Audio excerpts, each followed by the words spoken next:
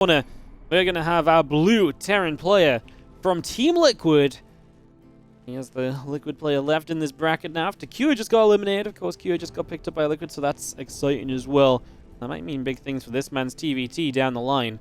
Anyways, more to the point for this series. In the bottom right is Team Liquid's Clem. In the upper left, our red Protoss player from Storm Gaming, MaxPax. Game one of this best of 5.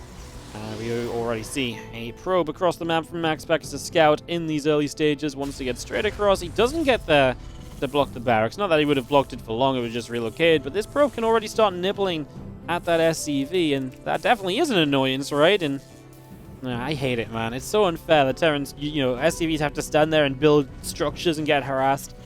Honestly, like, I will say this, every time it happens, it absolutely tilts me. Every time I play against, obviously it doesn't tell me so much when people are doing it to like someone like Clem.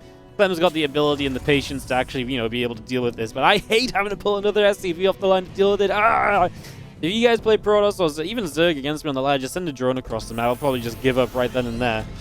Because, yeah, I just don't know why. It just really gets under my skin when they harass like this. It's so frustrating. It's so frustrating.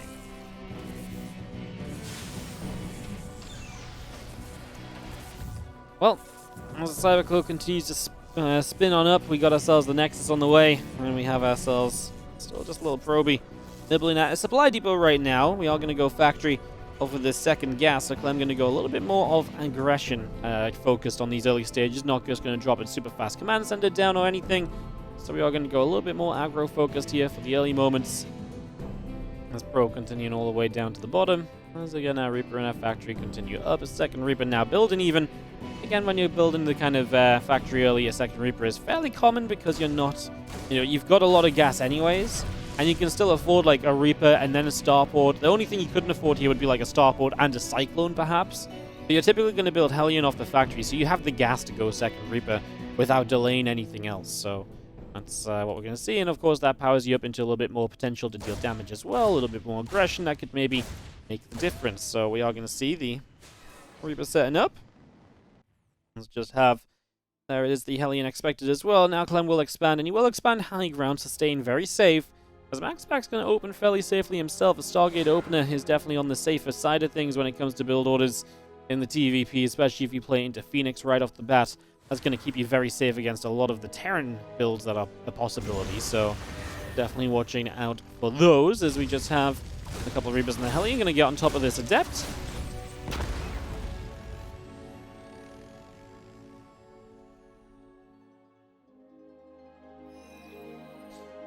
And now we continue to chase, so nothing lost so far. The Adept is getting away. The Hellion kind of hurt, but apparently we're going to really try and push this across the map. There is now a Cyclone. Hellion takes one shot, and that's all it needs to go down. Are we actually going to commit for the Adept? I think we will. It's going to cost you one Reaper, but hey, you killed an Adept, right? Which is pretty nice. Now, we actually had an Adept high ground that killed another Reaper, so every Reaper is going to go down for the cost of an Adept. We do scout the Phoenix at least, though, so there is some value out of this. Getting to know that is Phoenix is actually a pretty good little saving grace, so something goes right for you towards the end. You got a little bit of scouting up and running, and that, at least, like I say, is a nice little bit of info. Probe facility coming up. Phoenix and the Warp Gate continue through. The orbital command comes off over on that right-hand side, so we just get to the natural. And yeah, Medevac and 2 Cyclones is going to be the harassing force, so let's see if that can be effective, as you have the orbital floating across. At the moment, the Medevac has not gone onto the map, so we're actually going to be pretty passive here for the first few moments, as we just see the Phoenix going to come back around, a couple of SCVs nearby. They can maybe get jumped on. Yeah, I'm going to use the Medevac to chase the Phoenix a little bit with the Cyclones, and we do get in reach. Some damage done, a little bit beyond the shields as well, so that's always nice to go a little bit more than, you know, you really need. Obviously, actually means it's permanent damage as well. The shields cannot regenerate, so it's very nice.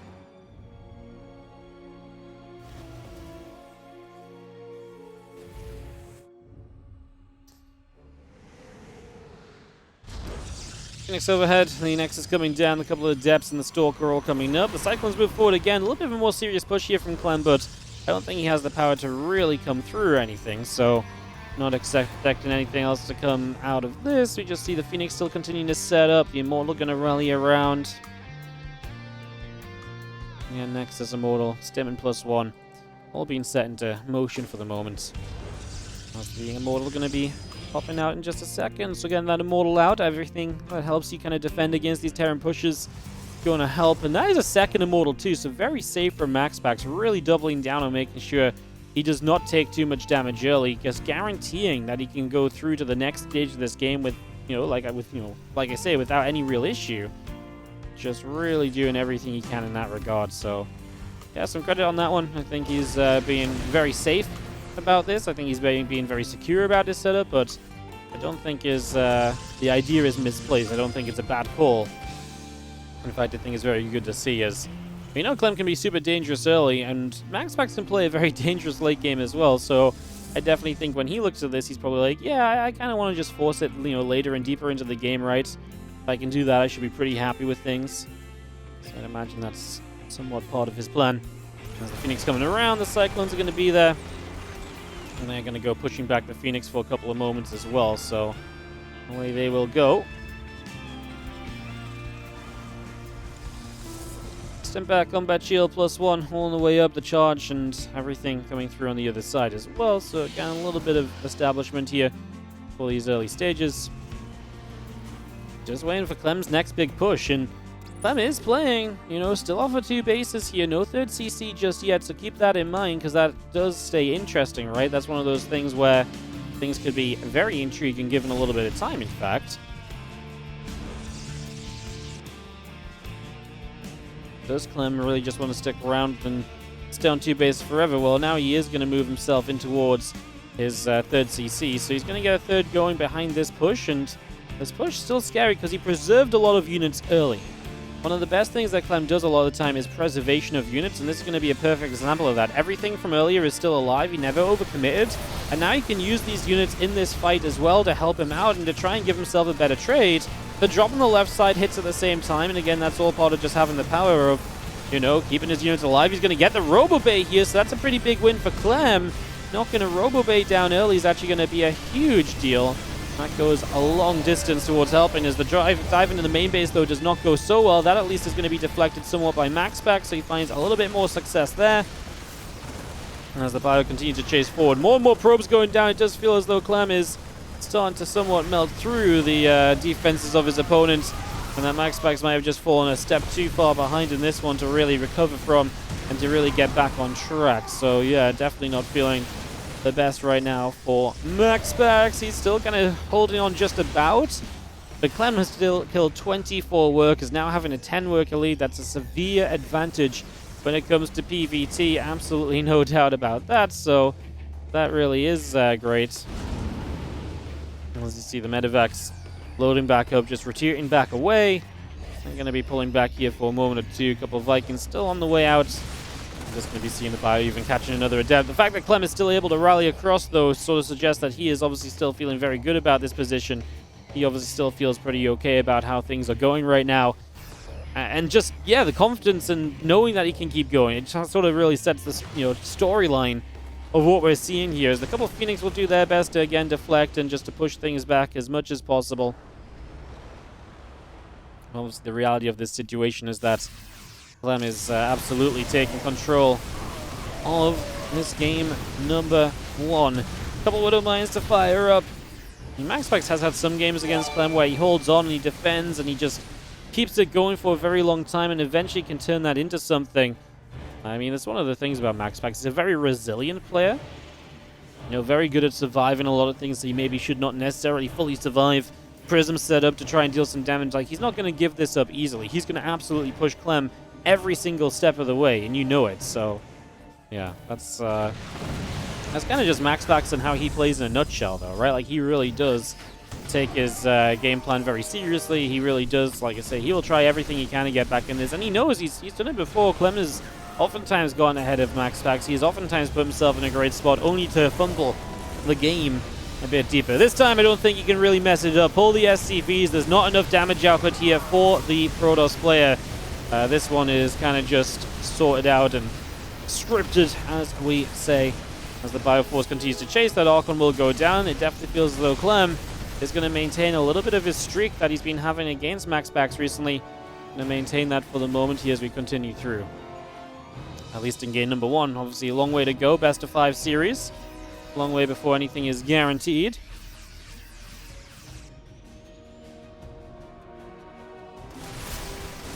So I'm still just chasing down the few final units here, just really putting the finishing touches on this entire attack and this entire game. 50 supply ahead now, so obviously starting to look even more convincing than it has in the past.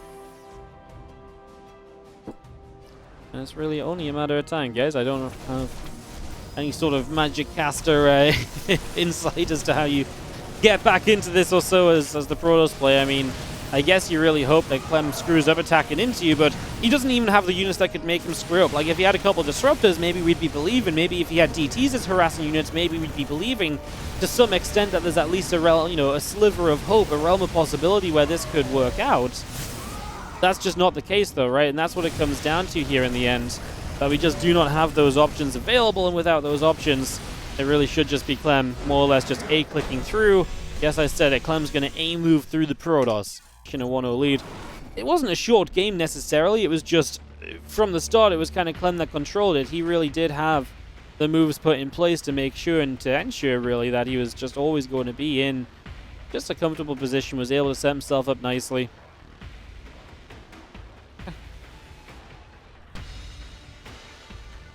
Good start as we just now head for game number 2. In the bottom left-hand side, our blue Terran player from Team Liquid.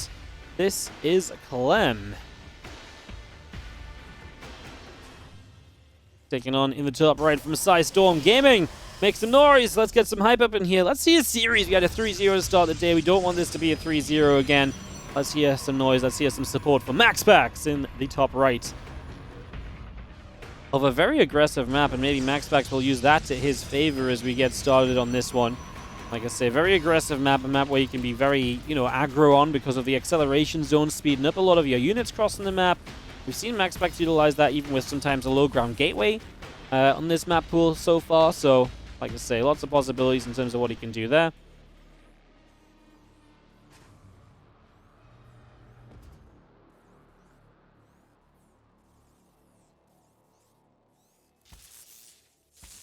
Probe just comes up, nibbles out an SCV. A little bit of damage being dealt. We do have our other SCV coming across. Probe going to take a little bit more, a few more shots.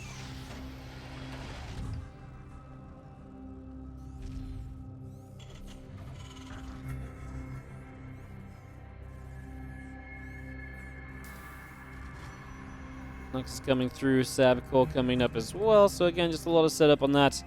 Nothing surprising. Yeah, you do typically want to get those tech structures out as a Protoss player. Obviously, you got to have the Cybercore to get your tech structures out, so nothing strange about the first couple of moments. It is noteworthy. Again, Clem going to opt for the factory first, so he is going to go for the slightly more aggressive route here, where he is going to get that factory up initially and then kind of play from there. So a little bit of intrigue, something a little bit different perhaps, or like I said, at the very least a little bit noteworthy.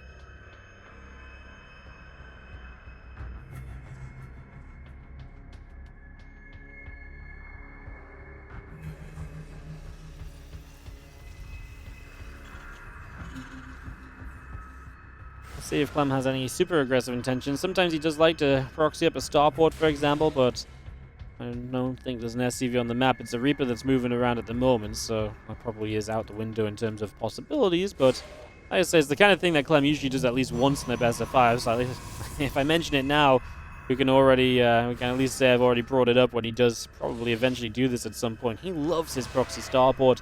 Medevac, drop a few Hellions in. He's so good at micro, and he's so good at the decision making in that build that he really almost always finds himself a really good way of getting something done. So, yeah, always loving it when Clem pulls that one out of the bag. And let's just have the Reaper again chased away after an attempted little bit of scouting. Twilight Council is on the way up, so again, that blink coming through as well.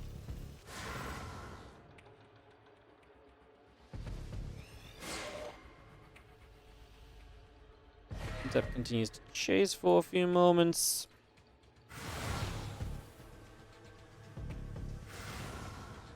And the Reaper actually going to get out alive. 1 HP. Playing the dangerous game, but not going to get punished for it. Must be nice to be a Terran, right? Yeah. 1 HP getaway on the Reaper, of course. Nice to keep it alive because you can keep on scouting, you can keep on picking up information. It's just a little bit of map control, right? Even if it just sits out on the map somewhere, it could potentially see, you know, an attack coming or units moving your way. So that little bit of a heads up is oftentimes greatly appreciated.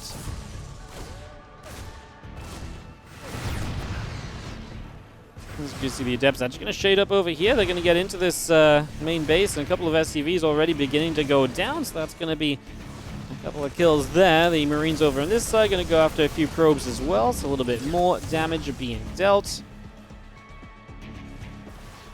Ourselves, the Raven coming up, Blink coming through. The Medevac unloading once again. 7 SCVs, 5 probes continuing to drop right now. Medevac actually unloads back over towards this side. Going to go straight towards this mineral line again. 7 SCVs, 5 probes, and obviously hunting for more. Clem, remember, was a little bit later on expanding than what he might usually be, so that's a little bit noteworthy initially. And he was obviously just because he wanted to kind of get the factory up sooner. His expansion wasn't as quick, so his SCV count's not incredible, but it's also not bad. And right now, 32 to 28, favoring MaxPax is more or less where you just want to be if you're going to have a fairly standard game between these two, so I would not say that that's really looking like a problem just yet. Tanks and Marines pull back about for a little bit.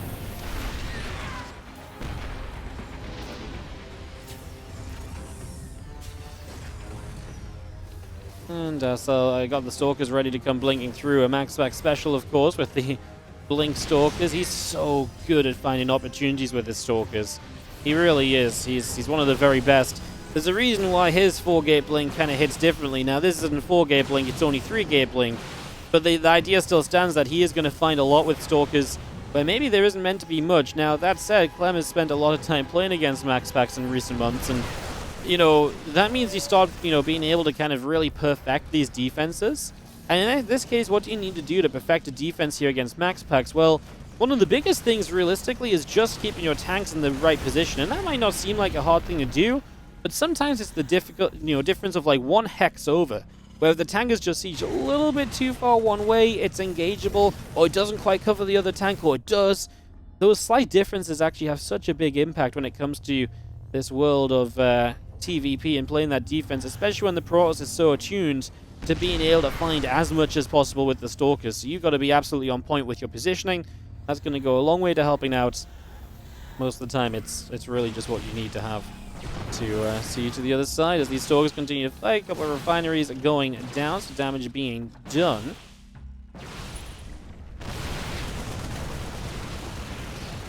Like I say, the tank here is absolutely going to be able to hold its own, so it's been well positioned. It's going to, like I say, get the job done for the moment, so no issues there.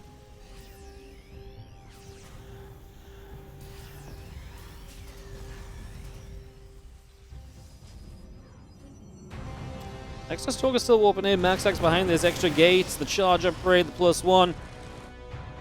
Starting to make his progress into the next phase of this. Starting to get himself set up. As do you see, another barracks is going to move across towards the tech lab here as well. It's just going to get that ready as well. Now the Stalkers actually make a bigger dive in because again we've been really doubling down on that Stalker count. So in we go with all those Stalkers. Bioforce coming about to try and get a little bit of action done as well. Prism just loading up, going to back away itself for a few moments there. Just falling away. The Bio's still coming up. The Stalker's still backing off.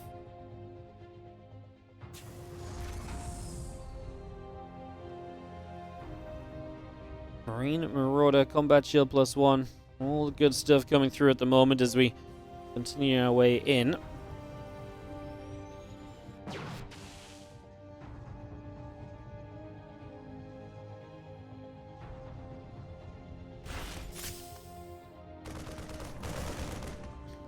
They're actually going to come chasing. We do see the Stalkers getting pushed all the way back, so nice little victory there. The more we chase those away, the happier we're probably going to end up being. Obviously, again, at this point, Clem just has to keep on defending. MaxPax is really doubling down just a lot of gateway units. Now, if he can defend at home while getting this push going, this is the problem for MaxPax, because these couple of tanks can really pack a punch, especially against gateway units. The Widow Mines are going to hit the Stalkers big as they blink in for the tank, so the Zealots enough to help against the rest of the bio. I actually think they will be for the moment. So yeah, Clem does defend without taking too much damage while being across the map and finding success there, so able to do pretty okay for himself. I think he'll be alright with that. Zealot still coming through, the Temple Archive still coming up as well, so a lot of establishment on those. As the +1 armor upgrade is also starting from MaxPax, so we'll continue to work for some of his upgrades in these next few minutes.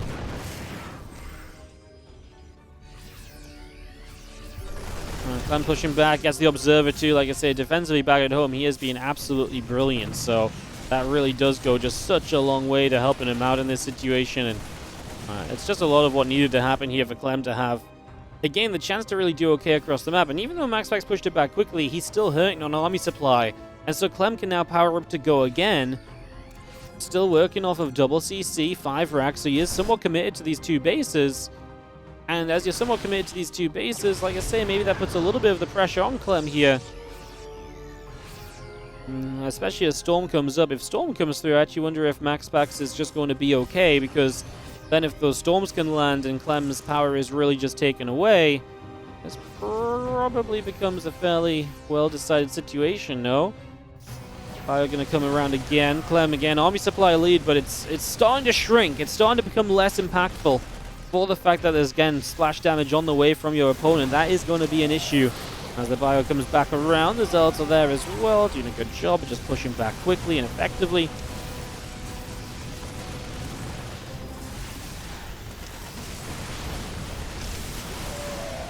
Bio turns back through. The Widow Mine is going to make it difficult, so a lot of these Zealots can't really get on top, and that absolutely is going to create some issues as we continue along here. You see the gateway is going down at the front. The Robo depowered. Clem's army supply now up by about 70, so it's only gotten better for him. It really has been doing nothing but improving, and it looks as though Clem might actually just have himself enough to close this out. I mean, 70 army supply now is absolutely more than just a suggestion. I think it's absolutely a guarantee at this stage that we're probably going to be okay here. I think this one is going to be, unfortunately, for MaxPax decided, and now MaxPax is going to have to drag himself back from an 0-2 deficit. Clem popping off, and Clem has just been a championship. The winner of this plays Dark in the bottom side semi. Beyond versus Hero in our top semi-final.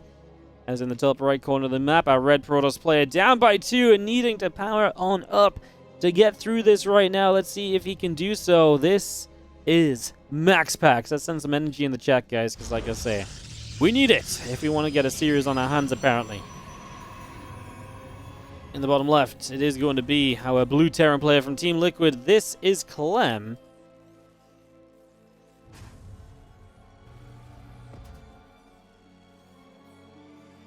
Just such solid play. Great defense against the Stalkers, constantly moving his tanks and other units around in the correct ways, not leaving himself exposed anywhere. These things are really not easily done.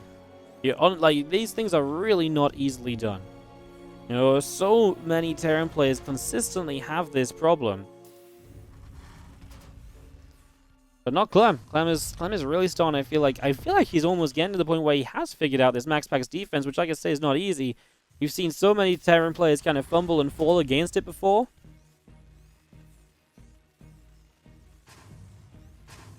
Eric's coming up, Refinery coming through. We do have our Probe Survey coming up to nibble up a little bit on that supply depot as well. It's just going to get busy on that nice and quickly.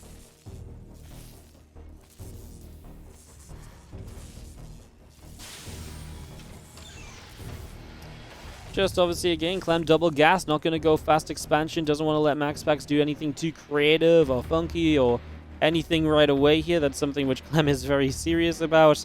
Just wants to make sure that MaxPax is playing fairly normal and, like I say, just can't take an edge straight away by kind of beating Clem up with a little bit of aggression or so.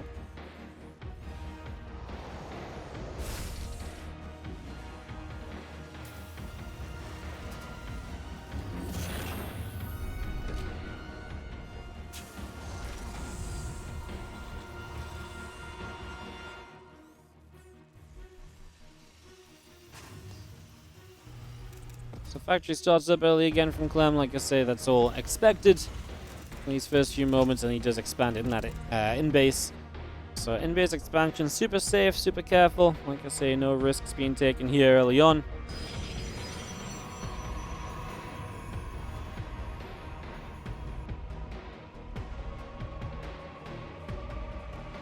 That's the thing, there's no risks really needed. Clem is clearly able to play into a very comfortable state from this as well. Like, he's not in need of kind of doing crazy, dangerous plays or anything like that. So, yeah, if you don't need to, then why go for them? And in this case, that's exactly what Clem does. He just doesn't go for those, dangerous things. And honestly, like, it might sound ridiculous, but expanding quickly against MaxPax can be dangerous. He's so good at finding damage early in the game.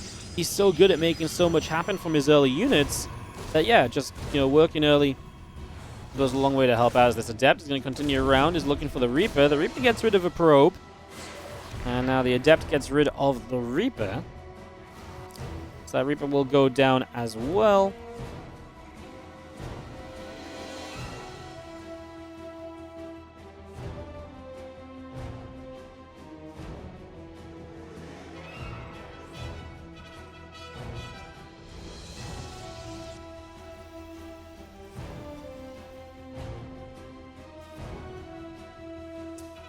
Starport about to finish up the medevac. The Cyclone's still coming through as well, so we continue with all of this for a few moments.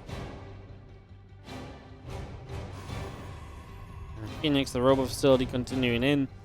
Let's just have our Warp Gate coming through, and yeah, Phoenix continuing up as well. So far, so good. In all of that regard. Fire is actually going to come forward with a couple of Cyclones, so the attack will begin, and looking pretty dicey initially. Fire coming through. Pylon's going to take some shots already. We are going to see, this MaxPax just dead? Oh, don't tell me he's just dead, please. Anything but. Anything but, please. Oh, this really isn't good. Ah, man.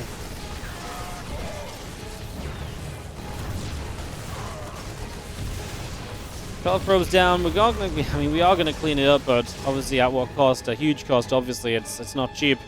It's not nice. It's absolutely terrible.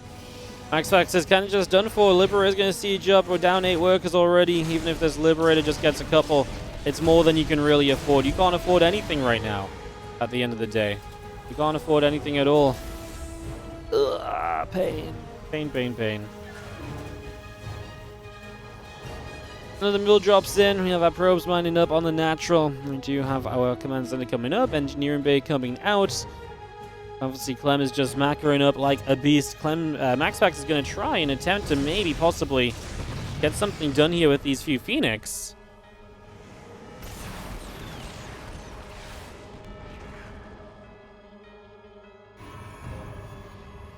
The Phoenix are really his lifeline into the Robo Bay as well. I feel like we're playing with something that's just never going to happen, Like, this is just... We're being unrealistic here right now, unfortunately. This very much so looks like we are going to have ourselves Clem. It's taking us all the way, man. It's taking us all the way.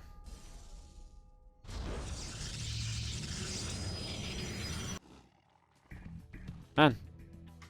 So the last 2 times I casted Clem MaxPax, Clem's going to be like 7-0 against him. That's a pretty ridiculous statement, against MaxPax, who we know is one of the best, Protoss players about. And I know Clem's TvP has been very good lately, but like that sort of result against MaxPax is still pretty unheard of. As Clem just pushes across, he obviously knows from earlier in this game that he is very well set up to make this happen. That's going to be GG's, and that's going to be Clem 3-0 over MaxPax.